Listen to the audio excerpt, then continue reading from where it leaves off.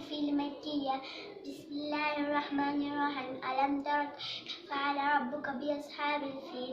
ألم يجعل كيدهم في تضليل وأرسل عليهم طيرا أبابيل ترميهم بحجارة من سجيل فجعلهم كعصف مأكول.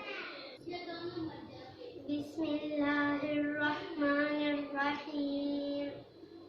الحمد لله رب العالمين الرحمن الرحيم